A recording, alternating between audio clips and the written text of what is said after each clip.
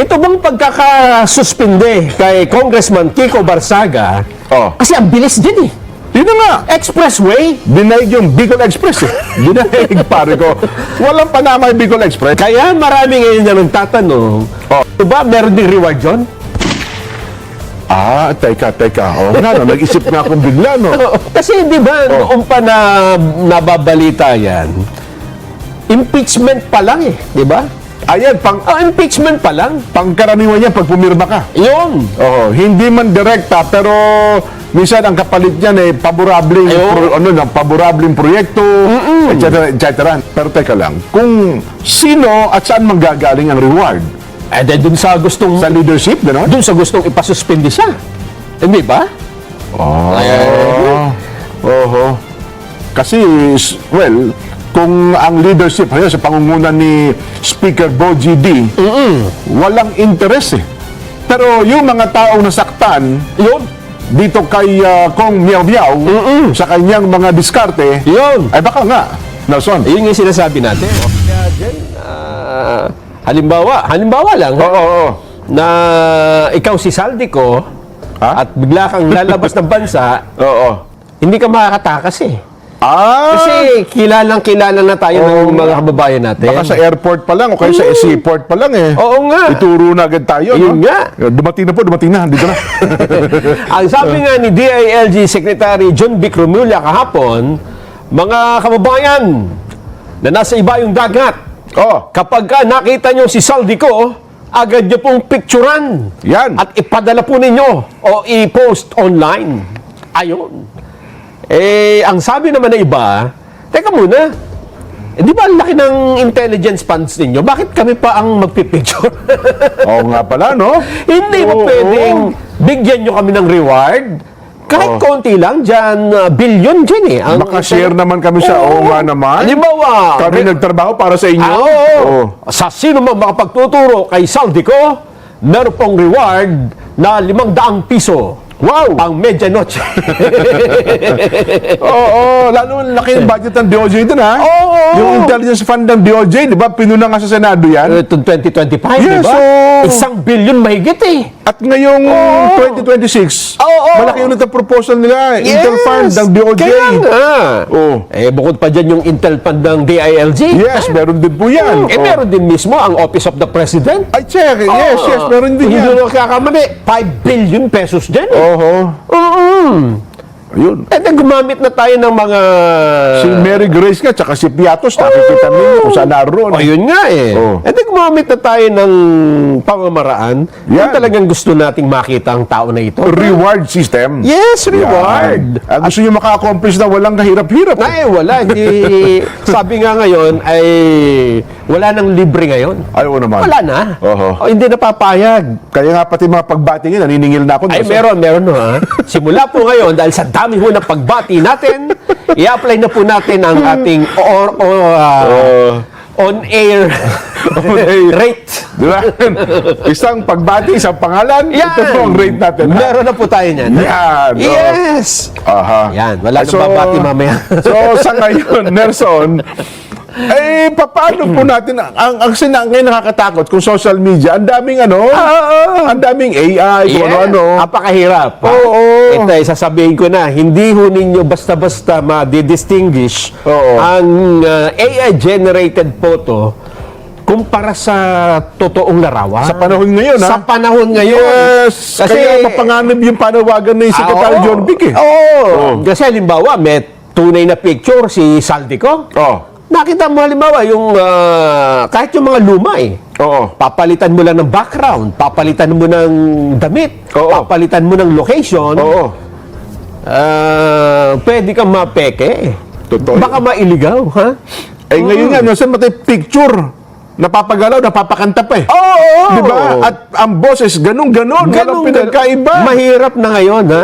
Mahirap na hong i-distinguish ngayon. Naku po. Lalo na kung hindi ka eksperto. Kaya ang ating suggestion talaga, kung gusto nyo talaga makakuha ng impormasyon na tama, totoo, magpain kayo, di ba? Yan. Magkaroon kayo ng bait. Reward. Yan. Isang maleta na may lamang pera.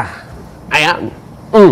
Ang Diba? nakapagturo at napatunayan, nandun nga siya, Oo. meron kang isang maleta, pare ko. Yes. Mga ganyan, ano ha? Katulad na lang nung nangyari sa CIDG dyan. Nabalitaan mo ba ito, ha?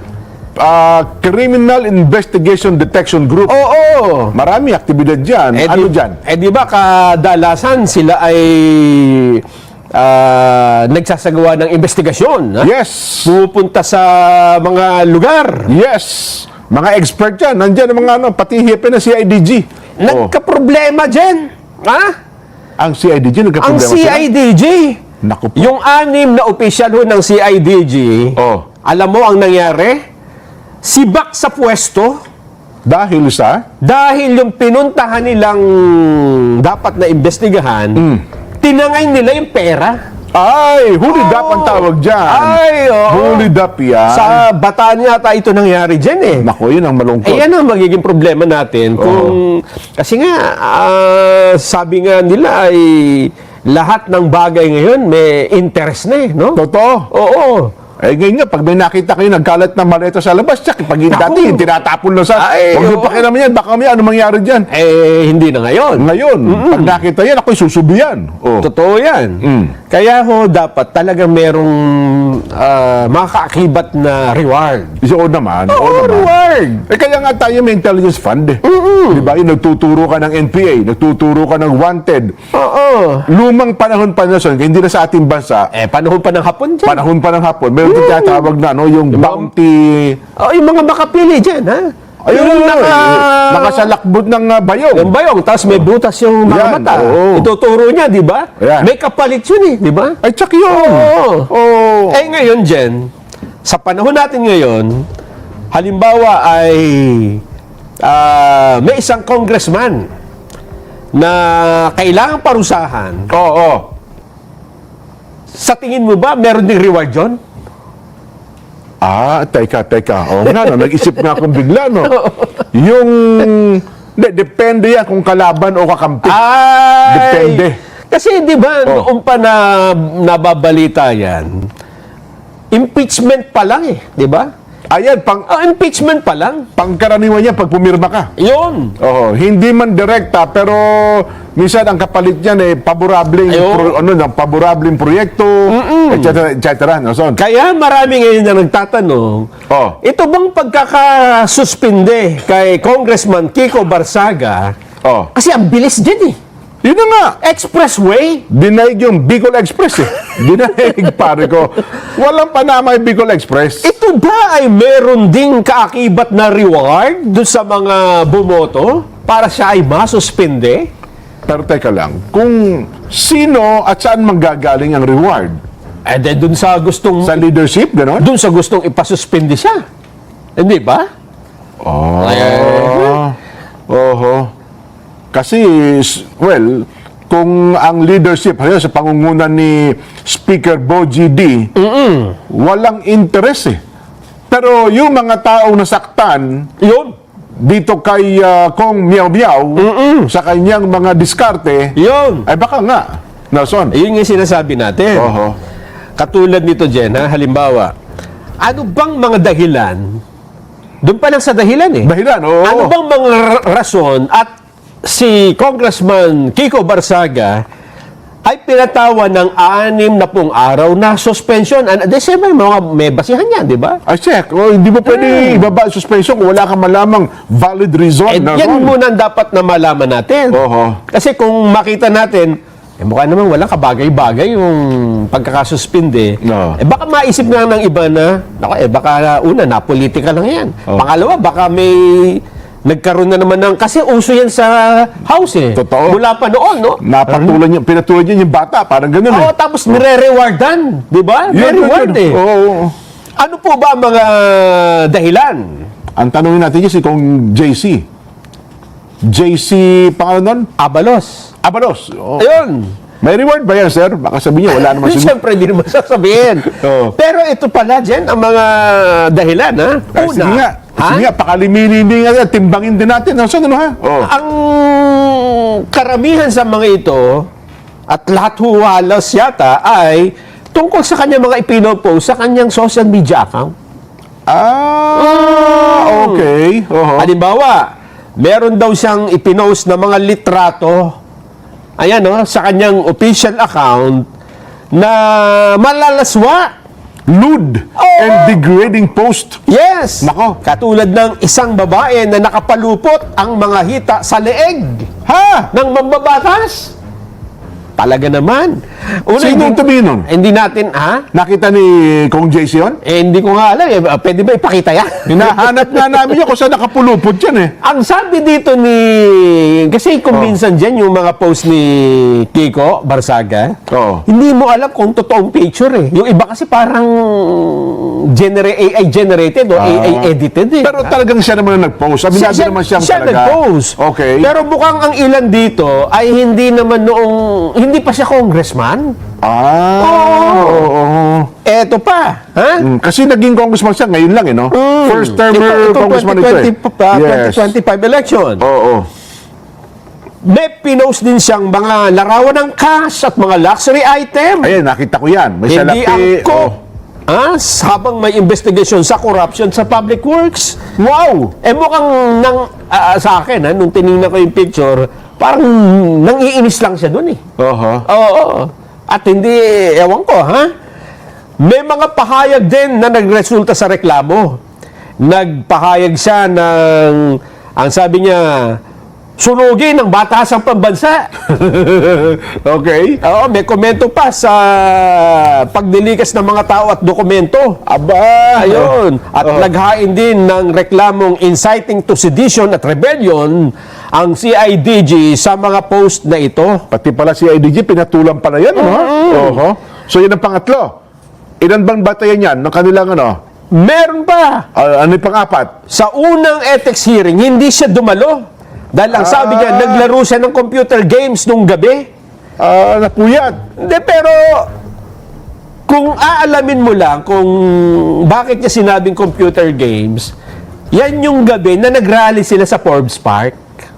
Ayun ba yun? Yung tagpo na yun? Yes! Kasi ang ibig lang sabihin yun, hindi ka ba nakikinig ng balita? Nandun ako. Halos magdamag ako doon. Kaya sinabi yan, naglaro lang computer games. Samantalang alam ng lahat na nandun siya sa nag-rally siya. Yes! Hindi kasi kuminsan, dapat alamin mo rin yung personality kung, hindi ba? Kung ano yung sinasabi niya. Oo. Siya ba ay nangiinis, nang-aasar, o nagsasabi ng literal na kung anong gusto niya sabihin. Itong nangyari, binatay ko siya dyan meron bang congressman na naglalaro ng computer games tapos hindi nakadalo? Hanggang ngayon, minimim sa kanya. Nakikita ko sa mga post yan. Maglaro ko lang ng computer games. Nag-rally siya ng gabi. Yan. At nagsabi pa siya doon, may mga post na gusto niyang maging Speaker of the House. Hindi ko kasi siya talaga, hindi siya kung paano siya mag-express sa social media, iba sa kanyang ganon? magkaiba. Tumalon pa raw sa kanyang upuan habang sumisigaw na ng kanyang ambisyon na maging Speaker of the House. Ayan. Wala tayong video nun? Totoo ba yun? May ganun bang tagpo? Sayang naman, Kaya, ang conclusion, lumabag siya sa House Rule at Code of Conduct. Ayun, conduct unbecoming of a legislator. Yes. Yun daw, pang-apat na basihan ng Ethics Committee. 60-day suspension. Wala naman pala yung sinasabi na nanawagan siya ng pabagsakin ng yung sedition, wala pa yun? Yung Marcos resign. May pinailan siya ng kaso ganun. Si IGD Sedition. kasama na yun doon. Pero ewan ko, yung panawagan ng Marcos resign, seditious ba yun? Sabi nung DILG. Ganun? Oo. Ewan ko lang, Anyway, yung mga abogado, hindi ko alam kung seditious yun. Hindi nga. Oo.